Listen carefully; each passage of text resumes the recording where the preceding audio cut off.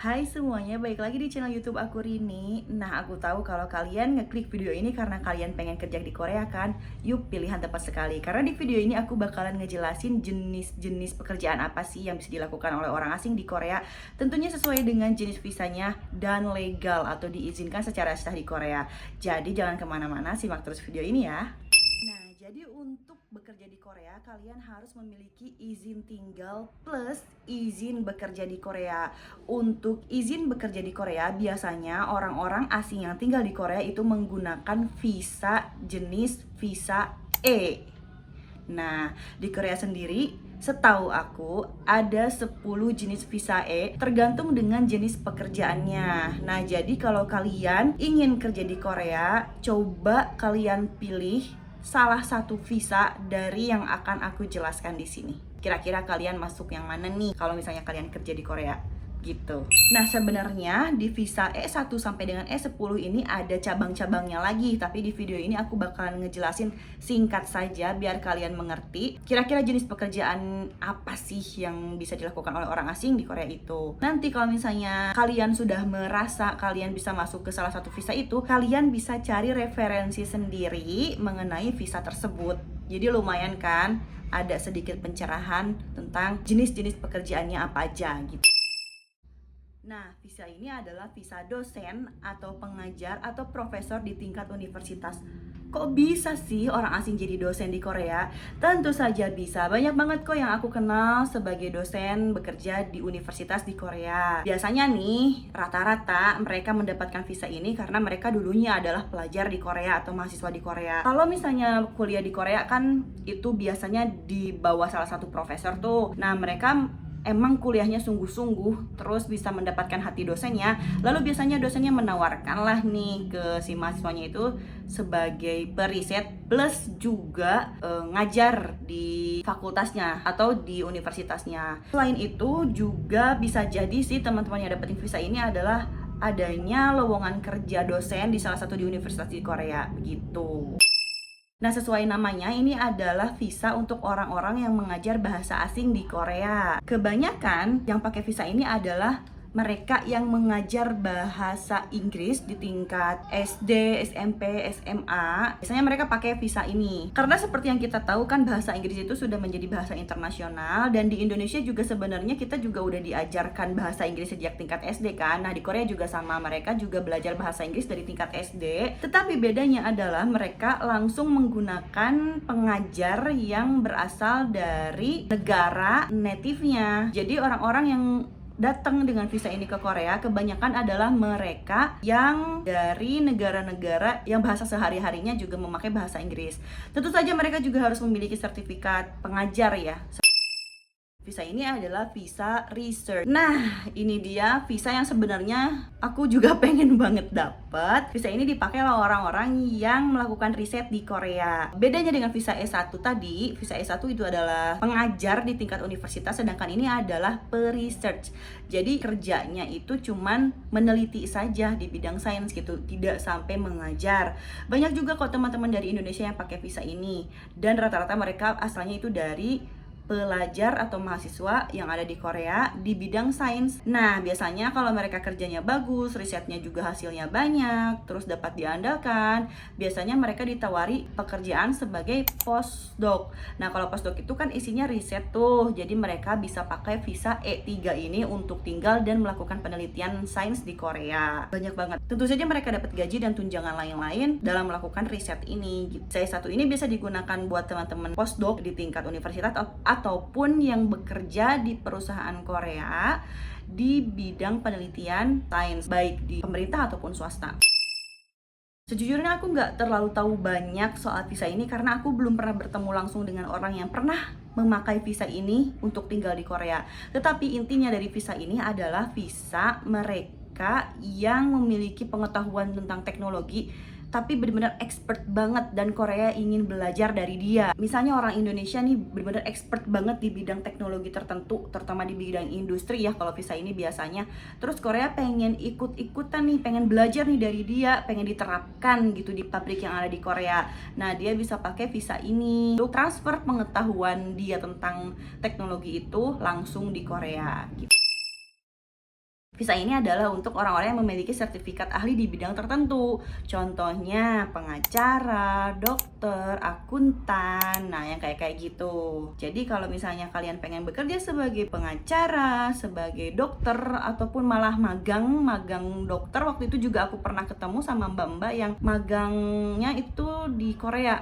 Aku kurang jelas sih dia magang atau koas ya. Yang pasti dia kerjanya di Korea, dan ada juga perusahaan hukum di Korea yang merekrut orang Indonesia. Setahu aku sekarang satu-satunya perusahaan hukum yang merekrut orang Indo sebagai pengacara di Korea adalah Keum Song Lau.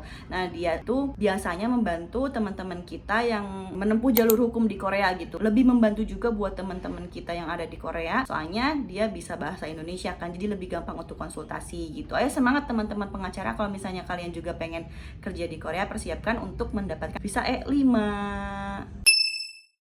Nah, visa ini digunakan oleh orang-orang yang bekerja di industri hiburan dan juga olahraga. Kayaknya nih, Lisa Blackpink ataupun Dita Karang juga memakai visa ini nih untuk tinggal dan bekerja di Korea. Selain itu, bisnis hiburan perhotelan atau bisnis dewasa juga biasanya menggunakan visa ini. Ada juga kok agen penyalur buat temen-temen yang bekerja di industri dewasa kayak gitu juga ada sih. Nah, kalau kalian mau jadi idol, bisa nih pakai visa ini buat bekerja dan tinggal di Korea. Ini adalah visa untuk pekerja profesional dan semi-profesional. Nah, kenapa visa ini disebut dewa? Karena range pekerjaan yang bisa pakai visa ini sangat luas banget. Mulai dari SPG, sampai pekerja pabrik, sampai... pokoknya banyak nih, aku tunjukkan ya. Tadang!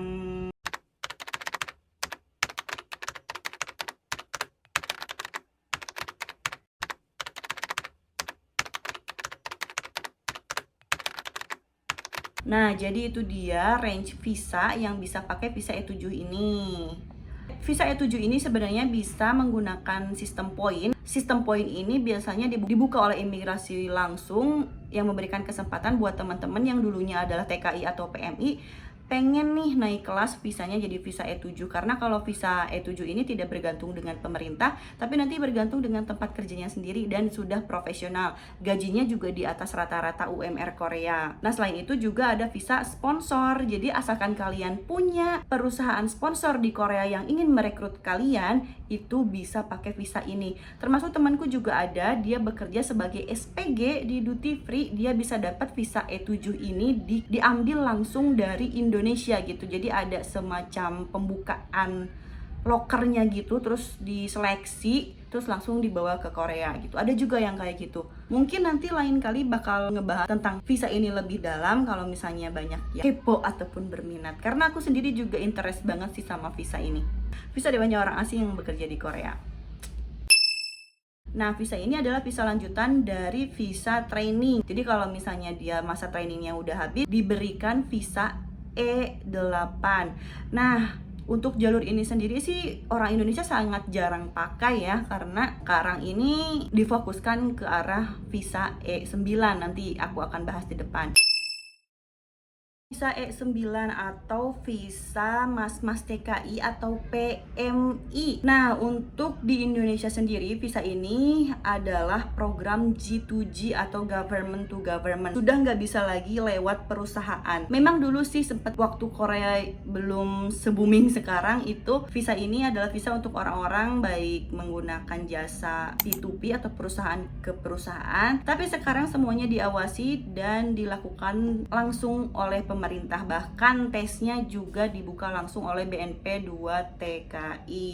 Jadi visa ini adalah visa pekerja non profesional. Ada 3 bidang sebenarnya yang bisa masuk ke dalam visa E9 ini. Yang pertama adalah bidang manufaktur atau kerja di pabrik. Yang kedua adalah bidang pertanian, tapi sangat jarang banget dibuka E9 untuk pertanian ini di Indonesia ya. Dan yang ketiga adalah fisheries atau di bidang perikanan. Untuk di Indonesia sendiri semuanya dilakukan tes bahasa Korea dulu, namanya tes EPS Topik. tes bahasa Korea khusus kerja. Lanjut nanti kalau lolos tes bahasa mendapatkan sertifikat, baru dia sending lamarannya ke perusahaan Korea.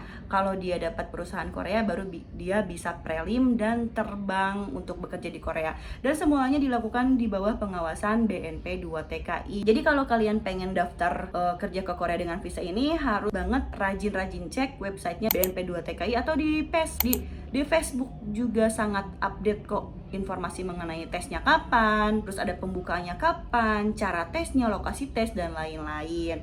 Minimal lulusan SMP aja udah bisa daftar untuk visa S9 ini. Semangat! Nah, visa S10 itu adalah khusus visa di bidang perikanan, tapi dia yang sudah senior gitu, visa vessel namanya ya. Kalau visa S9 tadi semuanya dilakukan di bawah pengawasan BNP 2 TKI. Nah, kalau visa S10 ini untuk Indonesia bisa melalui P2P atau kerjasama antara perusahaan dan perusahaan.